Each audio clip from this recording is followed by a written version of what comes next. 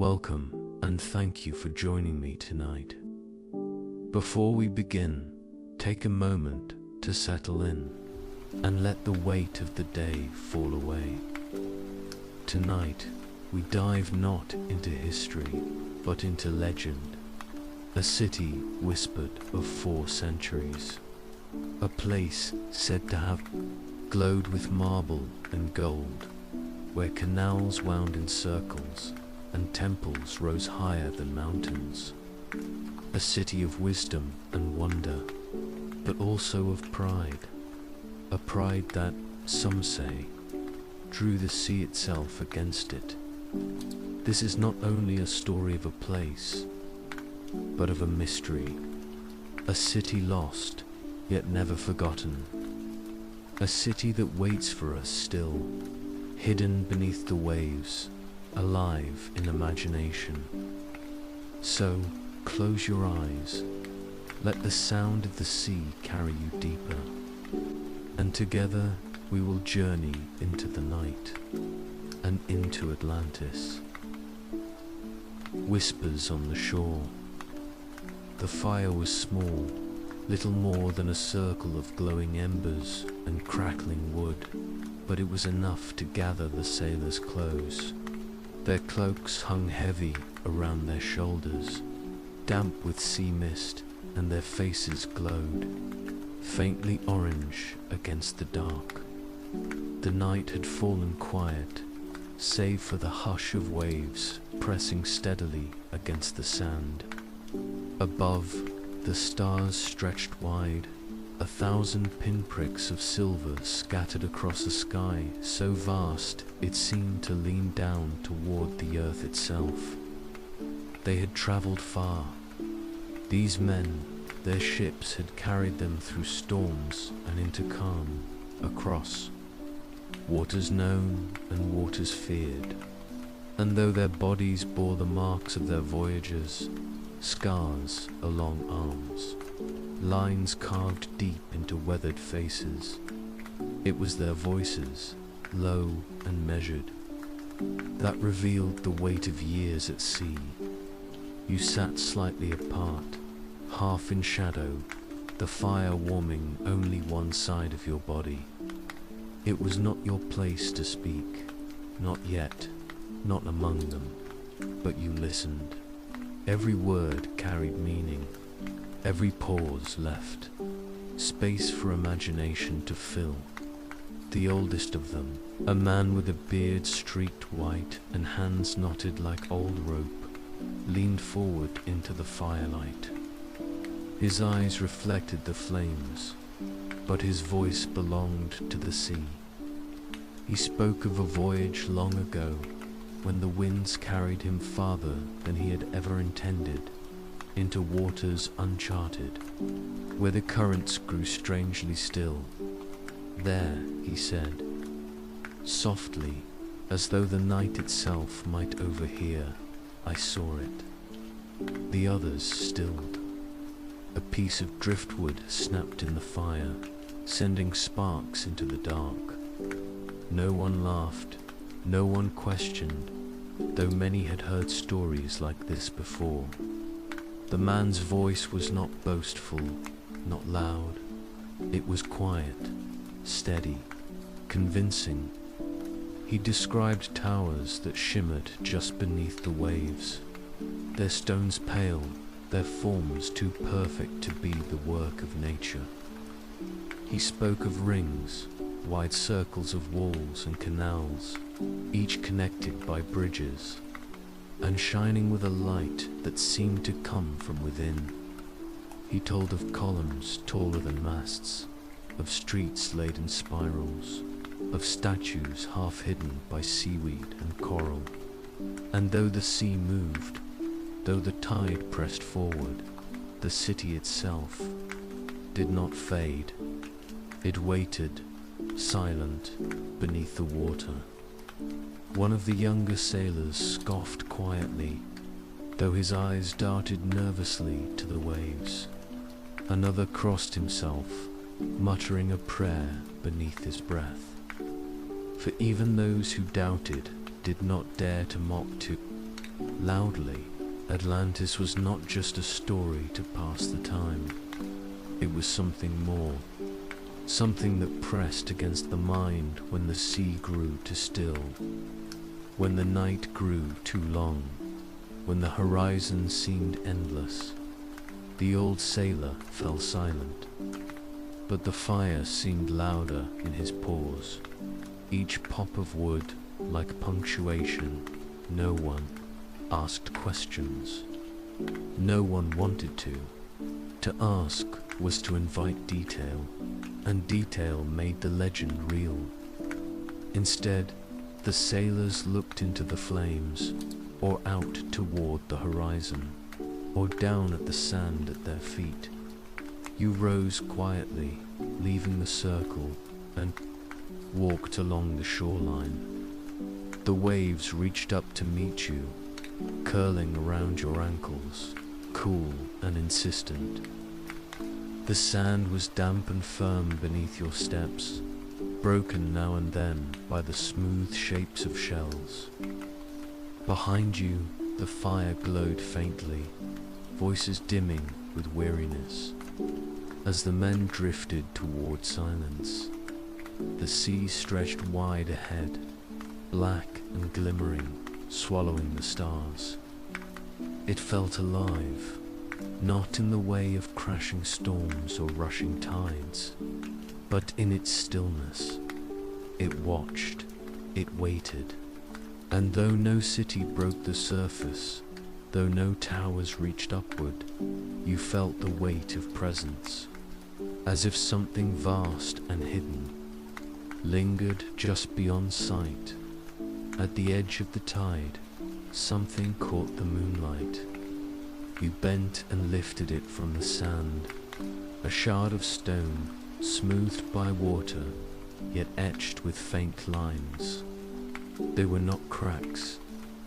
They were marks, deliberate, too sharp to be the work of chance, patterns, symbols, perhaps even words. You turned it in your hand, the edges cool and damp. It seemed ordinary, yet it pulsed faintly, as though carrying the memory of something greater. You closed your fingers around it and felt the waves tug against your legs, urging you to let it go. But you did not. The fire crackled behind you, the sailors drifting into uneasy sleep. Their dreams, you thought, would be full of towers and shadows beneath the waves. Your eyes returned to the horizon, dark and endless, and you felt the same. Pull the old sailor had described a call, soft but steady, drawing you outward. The night deepened, the stars wheeling slowly overhead, and though no ship moved, though no sail was raised, the journey had already begun. The descent. Dawn broke quietly, the horizon bleeding pale gold into the blackness of night. The sailors stirred, rolling from their cloaks, rubbing the weariness from their eyes. Their fire had long since faded to ash, but the smell of smoke lingered faintly in the damp air. The sea stretched before them, calm and glassy, reflecting the rising sun in ripples of light. The old sailor stood apart, his gaze fixed far beyond the reach of sight. His voice from the night before lingered still, like a thread that tied you to him. When the others busied themselves with ropes and sails, he looked at you. He did not speak. He only nodded, as though the decision had already been made by mid-morning. The ship was ready. The sails hung loose, catching a breeze that felt different somehow, soft but sure, guiding rather than pushing. The water itself seemed to part easily, as though it wanted you to pass. The sailors worked in silence, their usual chatter muted. Every man felt it, the sense of being watched, guided, drawn. Hours passed, and the shore fell away. The sea deepened, its color shifting from bright blue to dark indigo, the kind that seemed bottomless. No gulls wheeled overhead, no fish leaped from the surface. The silence of the water pressed against the silence of the men, until the only sound was the creak of wood and the slap of waves against the hull. Then the old sailor spoke. "Look," he said softly, pointing ahead.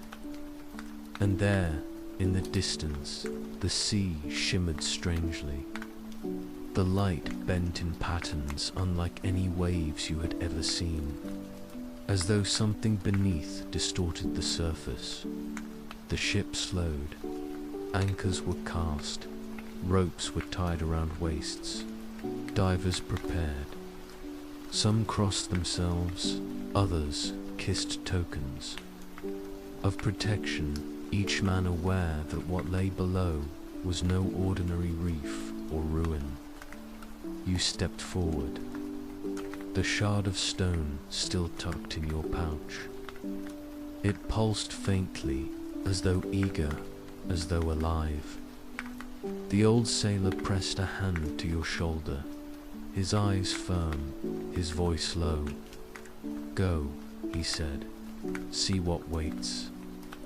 The water was cold at first, then strangely warm, wrapping around you like a living thing. You sank slowly, your body weightless, your breath steady. Sunlight pierced the surface above, breaking into shafts that reached down like golden pillars. Fish darted between them, their scales flashing silver before vanishing. Into shadow, the deeper you sank, the more the light changed. It grew softer, bluer, until it seemed less like sunlight and more like something else entirely, as though the sea itself glowed from within. Shapes began to emerge. At first they seemed like rocks, natural ridges upon the ocean floor, but as you drew closer, the truth sharpened balls, stairs, columns half buried in sand, stones laid not by chance, but by hand. Your heart quickened, though your body moved slowly in the water. You reached out and touched one of the blocks smooth, despite centuries below, its edges still sharp, its carvings faint but deliberate. Symbols wound across its surface, spirals and lines that seemed to shift in the glow. Not ruins of collapse, but remnants of a city built with intention, precision, vision. Further down, the gates appeared. Massive arches rose from the seafloor, their tops lost in shadow, their sides draped in seaweed like banners. Statues stood upon either side, horses, lions, beings half human, half divine, their eyes empty, their bodies worn, yet still, powerful, still commanding. The gates were open, wide enough for ships to pass through, though no sails had crossed in 1,000 years. You drifted closer, your hand brushing against the frame of stone. A current pulled faintly through the gates, not away, but inward, as though the city itself breathed. And as you passed through, the world widened. There, in a vast circle, lay Atlantis. Its canals curved like rings within rings, its bridges arched. High, its towers rose from the sea floor like giants asleep. The city glimmered faintly in the filtered light, not ruined, not broken, but resting, silent. Preserved, your breath caught. The shard in your pouch grew warm. The city was real, and you had crossed its threshold.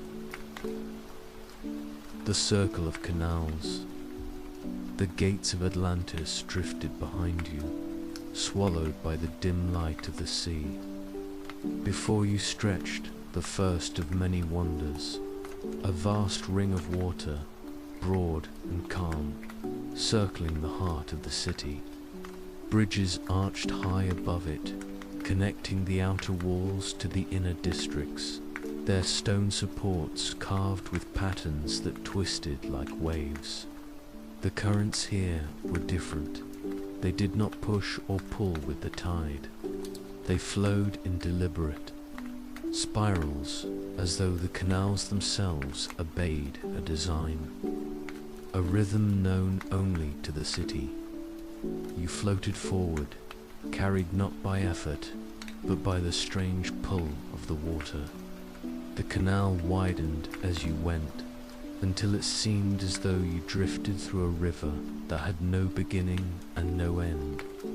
Fish swam alongside you, some familiar, others shimmering in colors you had never seen, their scales flashing in shifting blues and greens, as though reflecting not the sun above, but some light hidden within the city itself.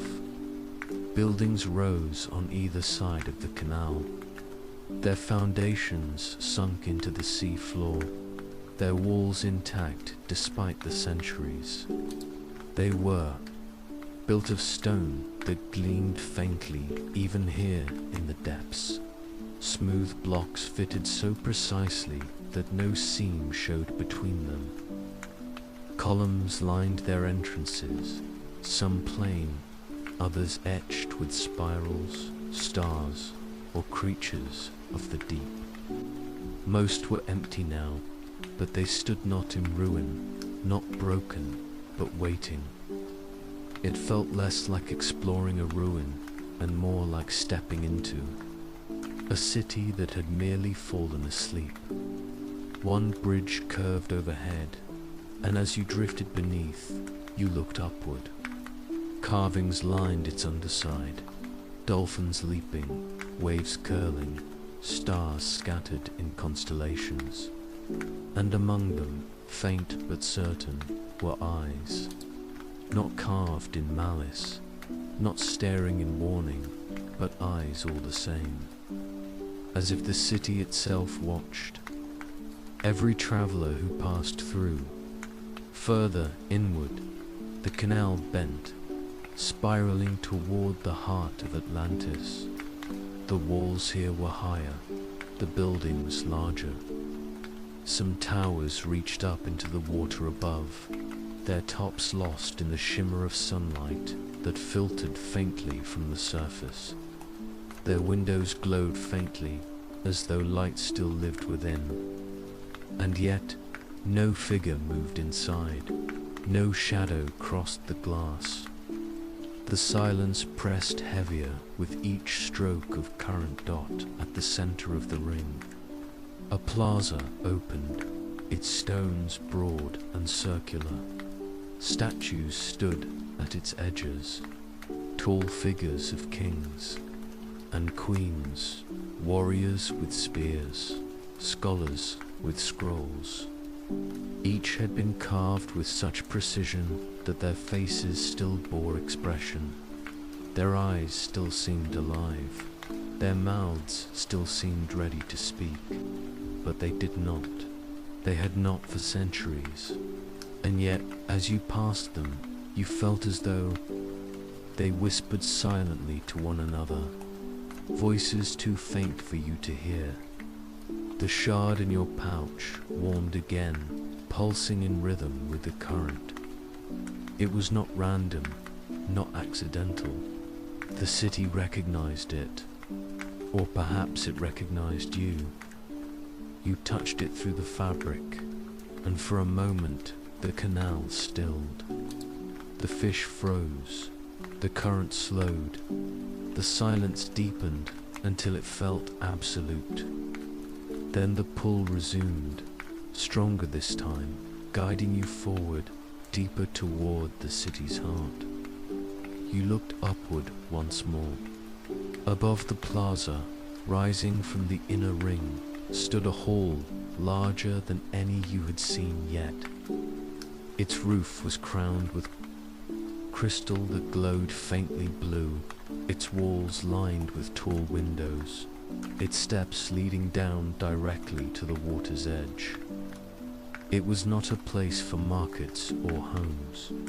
It was a place of power, and though no priest or king waited at its gates, the hall still breathed presence. The canal curved again, leading you onward, always inward, always toward the heart. The rings of Atlantis circled one another endlessly, each layer pulling you deeper, and with each turn, the silence grew heavier, the beauty more intricate, and the unease stronger. It was not only a city, it was a labyrinth, and you had only begun to step inside. Halls of power. The canal bent one final time, then released you into a wide basin. Here, the water stilled, smooth as glass, reflecting the pale shimmer of light that filtered down from the surface above. Steps of white stone descended into the basin from every side, broad and unbroken, as though inviting visitors to rise from the water and walk into the city proper. Before you, towering above all else, stood the great hall. Its pillars rose in twin rows, so tall that they vanished into the shimmer above. Each was carved with spirals, waves, and creatures both known and unknown. Whales breaching, dolphins leaping, but also forms you did not recognize, shapes that seemed to belong to both sea and sky. The roof glowed faintly blue, not from fire or sun, but from crystal embedded deep within the stone. It bathed the hall in light, shimmering across the water, dancing upon the faces of statues that lined the steps. You drifted closer. The statues grew larger, their features more defined. Kings and queens carved from marble stood with arms raised, their gazes lifted toward the heavens. Their faces bore not humility, but triumph. Crowns of gold rested upon their brows, and scepters upon their shoulders. They were not guardians, they were conquerors, frozen in stone. The shard in your pouch pulsed faintly. As your hand brushed it, your vision seemed to shift. For a heartbeat, the statues were no longer silent. They breathed, their eyes shone, their lips moved. You heard the echo of voices, faint, distorted, yet heavy with power. We are the light of the sea. None may rise above us. We will endure forever. Then it was. Gone. The statues returned to stillness, their faces blank, their marble cold, but the echo lingered in your chest, in your bones. It was not simply pride you had felt, it was certainty, a certainty so deep that even the sea itself might have been tested by it. You rose slowly along the steps, water trailing from your body as though reluctant to leave. The basin below stretched wide and silent, the canal spiraling away, the rest of the city fading into dim glow. Here, at the foot of the hall, you felt both awe and unease. Atlantis was not a city that begged worship. It demanded it, the doors. Of the hall loomed high bronze, inlaid with patterns of waves and storms. They stood open, though no hand touched them. No guard watched their threshold.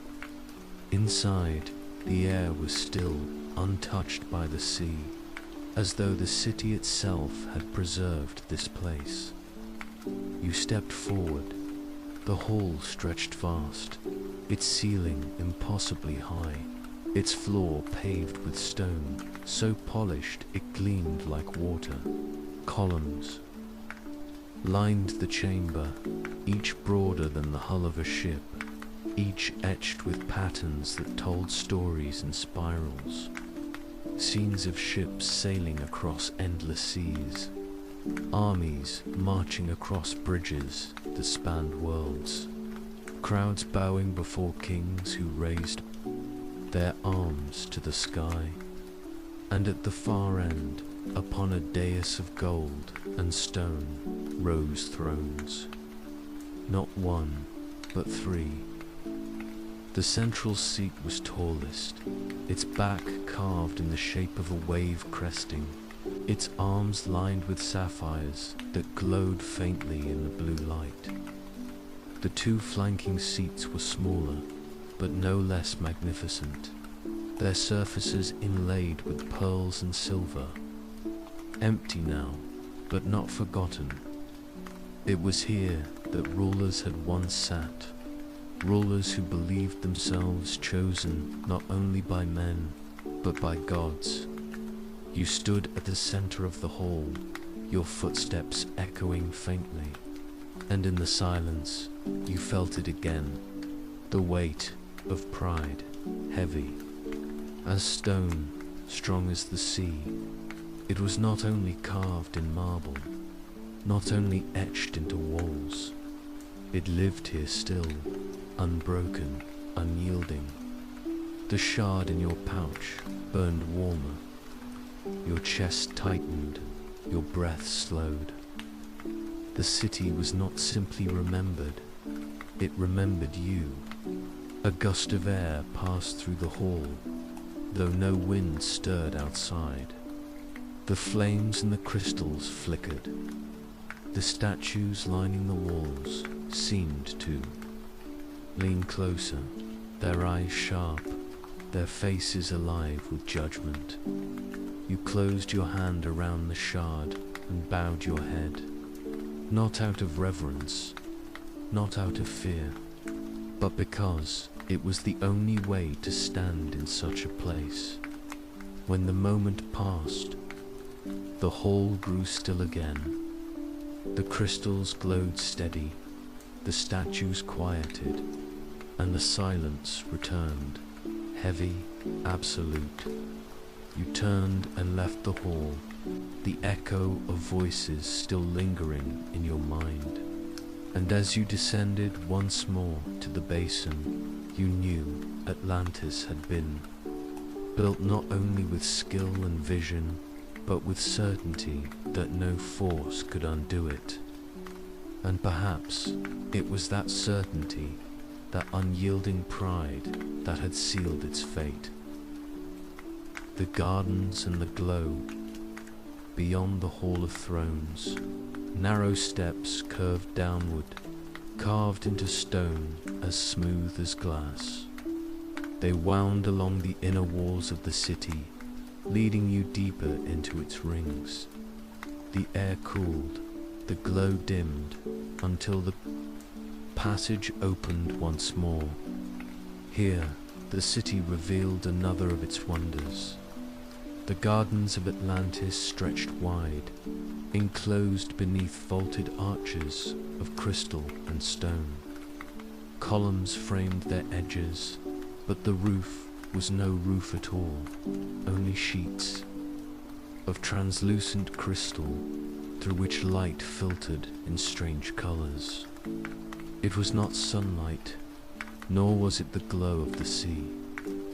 It was something else, a light that pulsed faintly, alive, bathing everything it touched in hues of green, blue, and gold. The plants were unlike any you had seen upon the earth. Some curled upward like vines, but their leaves glowed faintly at the edges, shimmering as though dusted with stars. Others spread wide, their petals translucent, their centers radiant, casting pools of light upon the ground. Trees stretched tall, their trunks pale, their branches draped with blossoms that breathed faintly in and out, as though inhaling the very air around them. You stepped carefully between them, your hand brushing against a leaf that pulsed faintly beneath your touch. It was warm, almost too warm, as though alive with its own quiet current. The air smelled different here, not of earth or sea, but of something sweet, almost metallic, a fragrance both pleasant and unsettling. The paths wound deeper, their stones lined with moss that glimmered faintly in the light. Pools of water dotted the garden, but these too were strange, their surfaces calm, yet glowing from within, as though fire had been captured beneath. Fish swam slowly through them, their bodies long, their fins delicate like silk, their scales flickering in rainbow hues.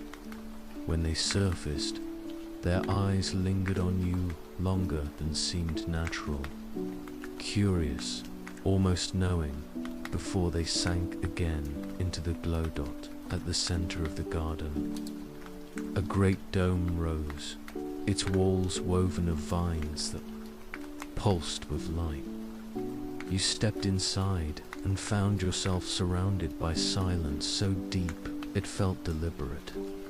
Here, flowers rose taller than you, their petals opening and closing in rhythm, like lungs breathing. Insects with wings of crystal drifted between them, their hums low, harmonic, almost musical. And at the dome's heart stood a tree, massive, ancient, its roots spreading in spirals across the floor, its branches glowing with blossoms that shimmered in shifting light. The shard in your pouch pulsed again. This time, when you touched it, the garden seemed to lean closer. The vines quivered faintly, the blossoms turned as if to face you. The pools rippled, though no stone disturbed them. And in the stillness, a thought came, not in words, but in feeling. This is no garden of nature. This is a garden of design. You stepped back slowly, your gaze shifting upward. The crystal roof shimmered faintly, pulsing in time with the roots of the tree. It was not sunlight that nourished this place. It was something deeper, drawn from the earth itself. Bent to Atlantis' will, the awe remained. How could it not, standing among wonders no other eyes had seen for centuries? But beneath it lay unease, for beauty that glowed too brightly carried its own shadow. And here, beneath the blossoms and pools, you felt it stir as you left the dome. The paths seemed to shift behind you, the glow bending, the vines moving ever so slightly. You could not tell if it was imagination or truth. But as you passed through the archway and stepped once more into the city's canals, you knew Atlantis had mastered even life itself, and such mastery always carried a price. The market of wonders. From the gardens, the canal wound inward again, drawing you toward a sound you had not heard in the city until now. It was faint at first, a hum, a murmur, not of waves or currents, but of voices. The closer you came, the clearer it grew, until the silence of Atlantis gave way to the echo of life. And then the market revealed itself. It spread wide along the central ring, built upon terraces of stone that curved gracefully around the water. Stalls lined the steps, shaded by canopies woven of cloth so thin they shimmered like mist. Lanterns hung from poles, their light soft but steady, casting halos across goods laid out in careful rows. Merchants stood behind them, their figures carved from marble, their hands frozen mid-gesture, silent now, but the scene was alive with suggestion, as though a single word could stir it all into motion once more. The goods themselves glimmered in the strange blue light.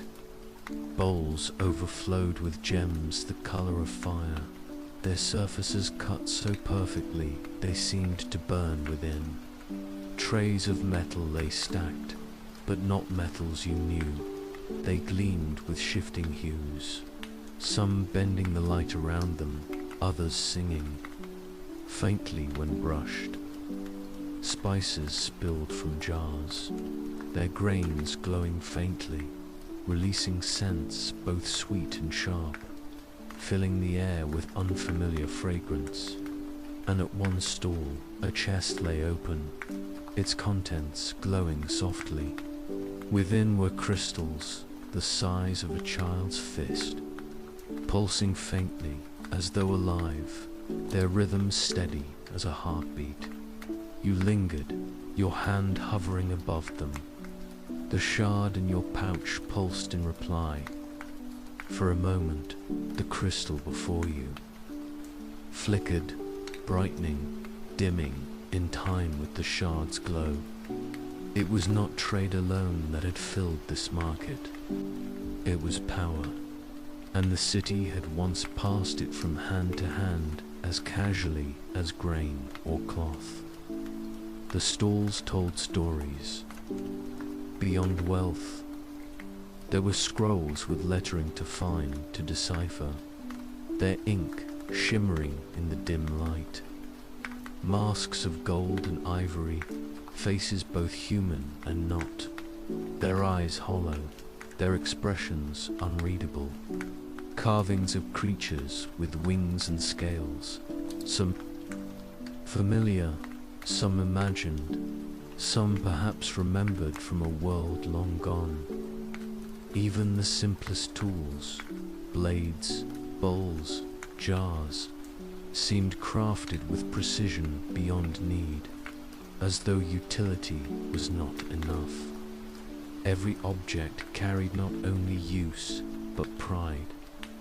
The longer you walked, the heavier the air felt. The beauty was undeniable, yet beneath it lingered something sharper. This was not a market for survival. It was a market for excess, for treasures gathered not only to sustain, but to display, to boast, to hoard. You paused before a statue of a merchant, his marble hand outstretched, palm upward. In his other hand, he held a scale balanced perfectly, though no weight pressed upon it. His expression was carved in patience, but his eyes gleamed with calculation. You could almost hear his voice, low and measured, promising fair trade while weighing profit heavier than justice. As you turned, a gust of current stirred the stalls. A roll of parchment fluttered faintly, though no wind should have touched it. One of the glowing crystals dimmed, then brightened again, as though stirred from slumber. The market felt less like a ruin and more like a stage awaiting its actors. You stepped back to the canal's edge, your gaze sweeping across the terraces. The wealth of 1,000 lifetimes lay before you, untouched, unclaimed, and yet no joy lingered here. No laughter of children, no chatter of bargaining voices, no footsteps echoing across the stone, only silence, a silence heavy with memory, and perhaps with warning. As you drifted onward, the shard in your pouch cooled once more, its glow fading to stillness, but the unease remained. Atlantis had not fallen from poverty or need. It had drowned in plenty. The Temple of Poseidon. The canal narrowed once more, then curved toward a causeway of stone. It stretched straight as an arrow, lined with columns on either side, each carved with waves that seemed to move in the shifting light. The water beneath grew darker, as though the sea itself deepened to honor what lay ahead. And then, rising above the rest of the city, the temple revealed itself. It was vast, larger than the Hall of Thrones, larger than the market, its pillars so tall they seemed to pierce the ceiling of the sea itself. Steps as wide as city. Streets rose toward bronze doors, engraved with scenes of storms, waves crashing, lightning striking, ships tossed like toys upon the sea. At the temple's crown stood a statue so massive it dwarfed even the highest towers. Poseidon, lord of the sea, carved in stone, his beard flowing, his trident raised high, his eyes set with sapphires that glowed faintly in the dim light. He looked not down in kindness, nor outward in indifference, but forward, stern, commanding, eternal. You stepped from the canal, your feet pressing against the wide stone steps. The shard in your pouch pulsed hot, as though resisting, warning, and yet the pull was stronger. This was not a place you could pass by. The temple demanded your presence. The bronze doors stood slightly open, their weight groaning softly as the current stirred them. Inside, the chamber widened into a space so large it seemed to hold the ocean itself. Columns lined the hall, their surfaces carved with images of sea creatures both real and imagined. Whales breaching, serpents coiled, dolphins leaping, beasts with too many eyes or too many fins. The floor was a mosaic of black and white stone, spiraling outward like waves, drawing all who entered toward the center. At that center lay an altar, massive, carved from a single block of marble. Its surface was smooth, save for a shallow groove that ran across it, leading downward into a basin. The basin was empty now, but you could not mistake its purpose. Here, offerings had been given, not coins, not jewels, but blood. You stepped closer, your hand brushing the altar's edge. The shard in your pouch flared so hot it nearly burned, and in that instant the chamber shifted. For a heartbeat, the hall was no longer empty. Figures filled it, priests in robes of white and blue, their arms raised, their voices chanting. The sound thundered through the chamber, low and steady, a prayer and a plea both.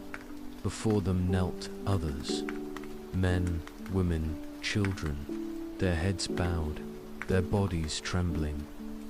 And upon the altar, beneath the trident's shadow, lay offerings more precious than gold. The vision vanished. The hall grew silent once more, but the weight of it pressed heavy on your chest. on your breath. This temple was not only a place of reverence, it was a place of fear. Your gaze lifted toward the statue at the far end of the hall. Poseidon towered there, larger than life, his trident raised high, his eyes glowing faintly. They seemed to follow you, sharp and cold, unblinking. You bowed, your head not out of worship, but because to do otherwise felt impossible beneath such a gaze. As you turned to leave, the shard pulsed one final time, and in that moment a voice, low, deep, not of man but of sea, stirred within your chest. Pride calls the tide, and the tide answers all. The words vanished as quickly as they came. The hall returned to silence, its columns steady, its altar still, its statue unmoved. But you knew the truth of what you had heard. The sea had not turned against Atlantis by chance. It had answered a call. You stepped back into the canal, the temple fading behind you, its weight lingering still. And as the water carried you onward, you felt it in your bones. Atlantis had not only lived in greatness, it had demanded too much, and the sea had listened. Shadows of pride. The canal narrowed again, curling through arches of stone until the city opened onto a quieter quarter. Here, the towers were slimmer, their windows tall and narrow, their walls less adorned with statues and carvings. The silence was heavier too, not the silence of emptiness, but of thought, the kind of hush that falls in libraries and places of learning. At the heart of this district stood a hall of pale stone, its roof domed in crystal that shimmered faintly with blue light. The entrance was flanked by statues, not of kings or warriors, but of scholars. One held a scroll, another a staff, another a globe carved to show the stars. Their faces were carved in calm, their eyes lowered in concentration. But beneath that calm, there was a sharpness, a hint of pride in their posture, as though their knowledge was not shared, but guarded. The bronze doors creaked as he pushed them aside, and inside, the air shifted. It was dry, still, untouched by the sea. Rows of shelves stretched outward, carved directly into the stone walls. Scrolls lay upon them, some rolled tight, others unspooled across long tables, their ink shimmering faintly in the light. Crystals hung overhead, pulsing softly, their glow steady enough to read by. It was not ruin you stepped into, but preservation, a library untouched by time, waiting for a reader who might never come. You trailed your fingers across the scrolls. There, surfaces smooth, their symbols unfamiliar. Some glowed faintly when touched, their ink shimmering as though alive. Others remained dark, unyielding, as though locked away from those unworthy. And when you opened one, you saw not words alone, but diagrams, spirals of stars, maps of seas, equations carved in shapes that shifted as you stared. It was knowledge beyond measure, knowledge gathered not for survival, but for mastery. And yet, there were locks everywhere. Cabinets sealed shut with bronze clasps, chests lined with glowing stones, scrolls wrapped in cords that pulsed faintly with light. This was not a place built to share wisdom. It was a place built to hoard it. The shard in your pouch pulsed faintly. When your hand brushed it, the library seemed to stir. For an instant, the shelves were not empty.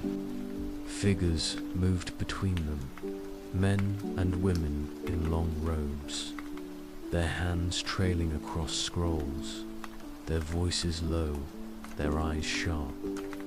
You heard whispers, faint but distinct. Knowledge belongs to us alone. We will rise above all nations. The sea bends to us, as will the sky. The vision faded, the shelves empty once more, the silence pressing close. But the echo lingered in your mind, heavy and unyielding. You stepped deeper into the library, past long tables where scribes had once worked.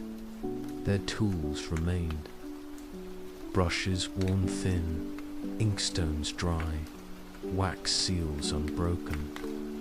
It was as though they had risen from their chairs only moments ago, as though they might return at any instant to resume their work. But the silence stretched on, and the seats remained empty.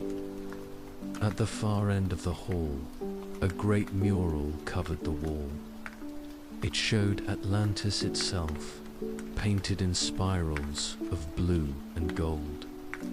The canals gleamed, the towers shone, the temple of Poseidon rose at the center.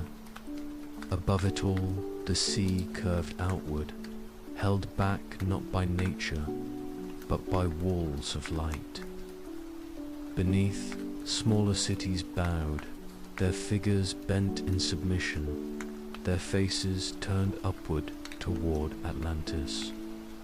It was not a mural of knowledge. It was a mural of dominion.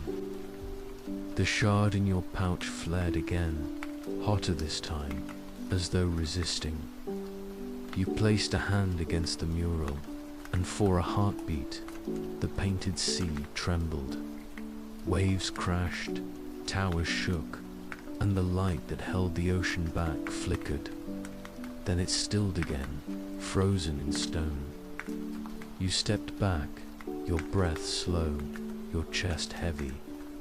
Atlantis had not sought knowledge for wisdom. It had sought knowledge for power. And in its certainty, it had begun to believe that even the sea could be commanded. As you turned to leave, the shelves seemed to lean closer, the scrolls glowing faintly, their secrets sealed forever. And in the silence of the library, you felt it clear. Atlantis' downfall had begun long before the sea rose against. It had begun here, in these halls, in the shadows of pride. The festival of lights. The canal curved once more, winding through a tunnel of stone that opened suddenly into brightness. At first, you thought the crystals embedded in the walls had flared stronger, but no, it was something greater. The city ahead glowed as though it had been set alight from within. You drifted into the heart of Atlantis. Here, the canals widened into a grand circle, broad enough to hold 12 ships. Bridges crisscrossed above, tiered one over another, lined with lanterns that glimmered softly in hues of blue and gold. The light was not fire, nor sun, but crystal, vast veins of it, embedded in the walls and bridges, glowing with a steady brilliance that pulsed faintly like breath. And within this glow, the city lived. For the first time, you saw Atlantis not in silence, but in memory. Figures filled the bridges, their robes bright, their faces lifted toward the lights above.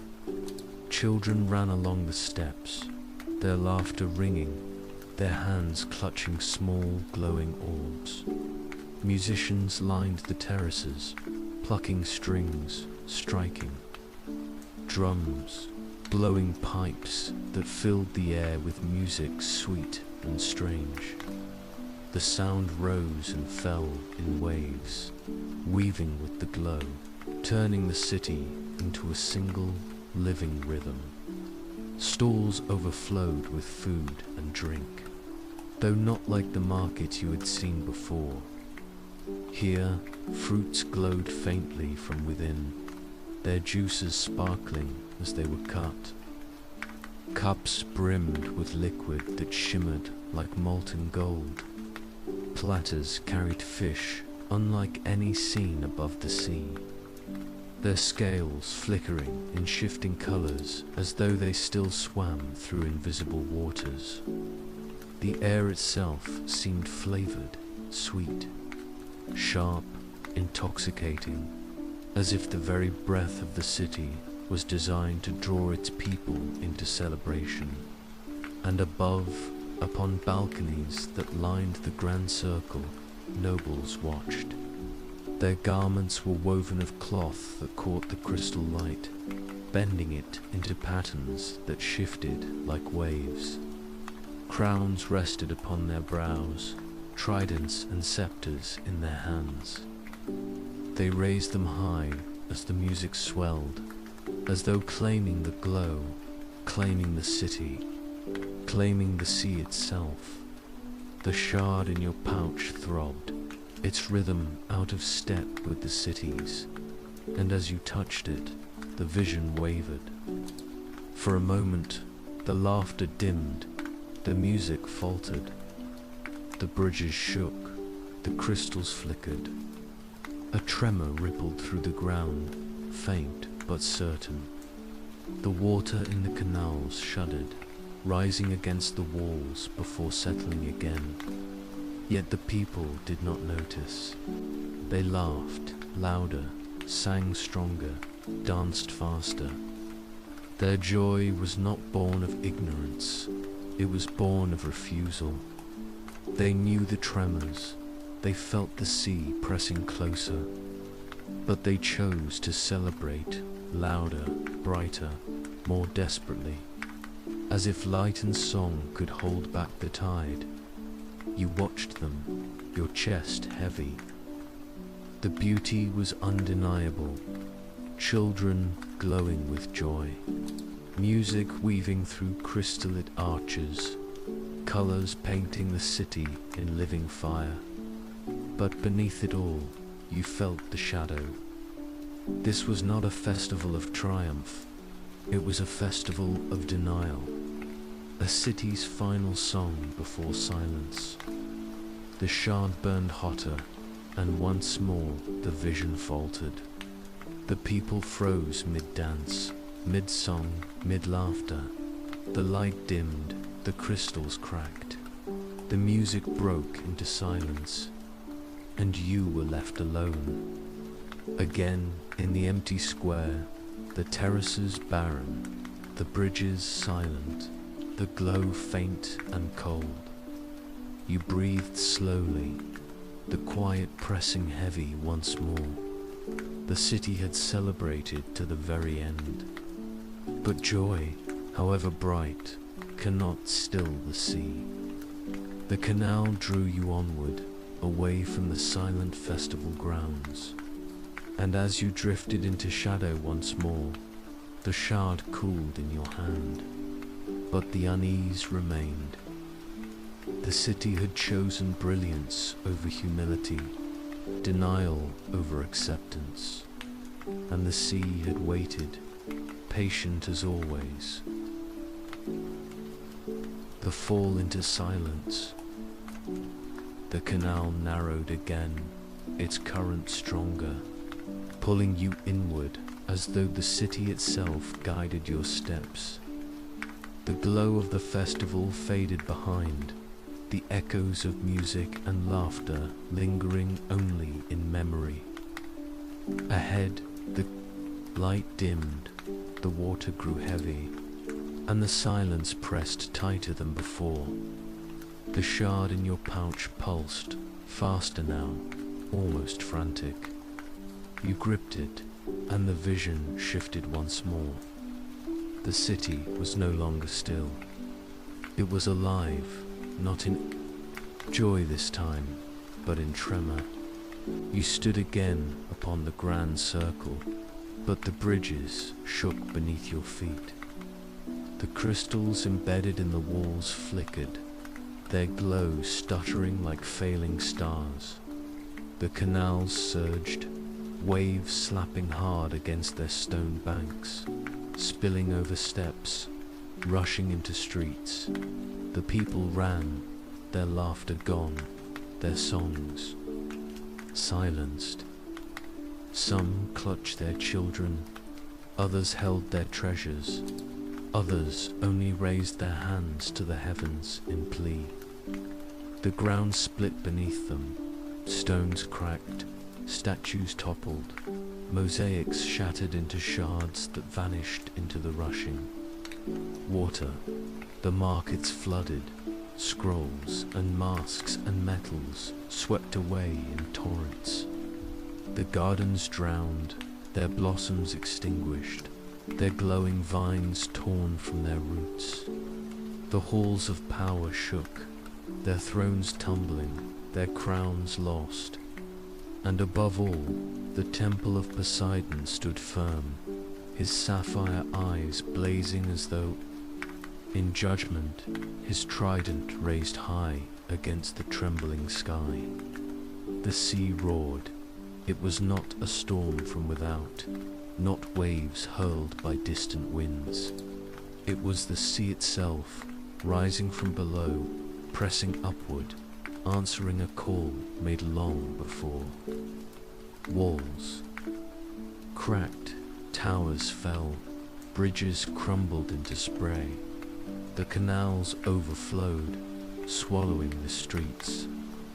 The cries of thousands filled the air, then drowned as the tide rose higher, heavier, unrelenting.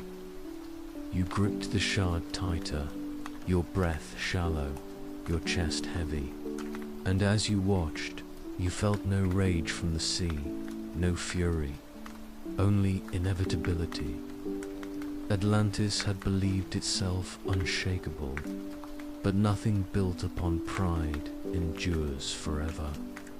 The tide answers all. One by one, the lights vanished. The glowing crystals cracked, dimmed, and died.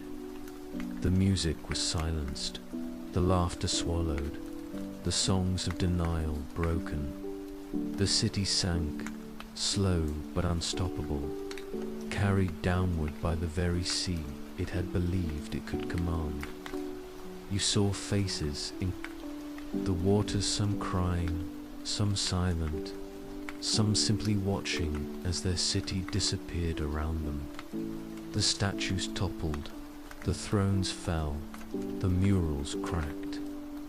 The knowledge hoarded, the treasures gathered, the pride carved into every stone, all vanished beneath the waves, and then silence. The roar stilled, the sea grew calm once more, its surface smooth, its depths endless. The city was gone, not destroyed in fire, not broken in battle, but swallowed whole, as though it had never been. The shard in your pouch cooled, its glow fading until it was nothing more than stone. You released it, and it drifted downward, vanishing into the depths where the city now lay. A fragment returned to its hull. Above you, the stars shone faintly through the surface of the sea. The waves pressed gently once more, their rhythm steady. Eternal, Atlantis had fallen, and the sea had moved on. The echoes of Atlantis, the roar of the sea faded. The trembling of stone grew still. The cries of thousands fell quiet, until only the steady hush of water remained. Atlantis was gone. Not in fire, not in storm, but in silence. The sea had risen, and the city had yielded, and yet, as you drifted deeper, you found it was not gone, not entirely. The ruins lay beneath you, vast and haunting, preserved in the quiet depths. Streets stretched outward, still lined with the bones of towers. Bridges arched brokenly above canals, now filled not with laughter and light, but only with shadows. Statues stood half buried in sand, their eyes blank, their crowns cracked, their hands still raised toward heavens that no longer answered. You moved slowly, your body weightless, your steps unbound. Each motion stirred the water faintly, lifting grains of sand that settled again like dust upon forgotten books. The silence was not empty. It was heavy, filled with memory, with echoes of voices that lingered though their speakers had long since vanished. The market lay quiet, its stalls overturned, its treasures scattered across the stone. Crystals pulsed faintly still, buried beneath. Rubble, their light dim but not extinguished. Masks of gold stared up from the sand, their hollow eyes reflecting your own. Scrolls drifted like seaweed, their ink smudged, their words unreadable. The pride of Atlantis lay scattered here, fragments of ambition too heavy for the sea to carry away. You passed into the gardens. The vines no longer glowed, their blossoms wilted, their roots torn from the earth. But in the silence, something stirred, a faint pulse beneath the soil, a flicker of light deep in the roots. Atlantis was not alive, but it was not gone either. It lingered, breathing faintly, as though the city itself refused to release its memory. The Hall of Thrones stood. In ruin, its roof collapsed, its pillars broken. The dais lay empty, the thrones cracked, their jewels scattered across the floor. And yet, when you stood before them, you felt the echo still. Voices not spoken, but remembered. We will endure forever. The sea bends to us. None may rise above us. The words pressed heavy, not as sound, but as presence. And you understood then that pride does not die with stone. It lingers, woven into the memory of every place it once touched. You moved onward to the temple. Poseidon's statue still towered above, though cracks ran through his trident. And one sapphire I had fallen, buried now in the sand. His gaze, once stern and eternal, seemed softer now, hollowed by ruin. And yet, his presence remained. The altar was empty, but the basin still gaped, as though waiting. The sea had taken its offering, and in return, it had given silence. The shard you had carried was gone, returned to the city, but its pulse lingered in your chest. Each beat of your heart seemed to echo with the city's rhythm, slow and deep, a reminder that though Atlantis had fallen, it was not forgotten. Perhaps it never could be. You rose through the canals once more, the ruins stretching outward around you. The festival terraces lay empty, their lanterns dark, their music silenced. The library walls stood, but their scrolls were water-stained, their locks broken, their knowledge dissolved into the sea. The city's brilliance, its beauty, its certainty, all lay in fragments, silent beneath the tide. And yet, as you drifted above it all, you felt no despair, only awe, for Atlantis was more than a city. It was a story of ambition, of brilliance, of pride, of fall. And stories do not drown. They wait, carried in memory, whispered in dreams, retold in the silence of the night. You looked upward. The surface shimmered faintly above, the stars glittering beyond. The sea had claimed Atlantis, but it had also preserved it, a reminder carved not in stone, but in story. Perhaps the city still breathed, not here, not now, but in the minds of those who dreamed of it. Perhaps Atlantis was never meant to be found in the sea, but in imagination. The silence deepened, soft and steady, wrapping around you like a cloak. And as you drifted higher, the ruins fading below, you carried with you not sorrow, but wonder. Atlantis had fallen, but Atlantis still lived, not in stone, not in crystal, but in story, in dream, in the quiet places of the heart. Here, beneath the waves, the city rests.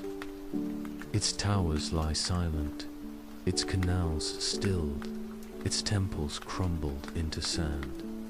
And yet, its memory endures, not in stone, but in story. The sea moves on, as it always does. The tides rise and fall, the stars wheel above, the world continues its endless rhythm. But Atlantis lingers, carried in whispers, in wonder, in dream. Perhaps it was pride that brought the city low. Perhaps it was fate. Or perhaps Atlantis was never lost at all, only waiting, here in the silence, here in the imagination, alive whenever we choose to remember. For the waves still roll, the stars still shine, the night still holds its mysteries, and the rest of the tale has yet to be written.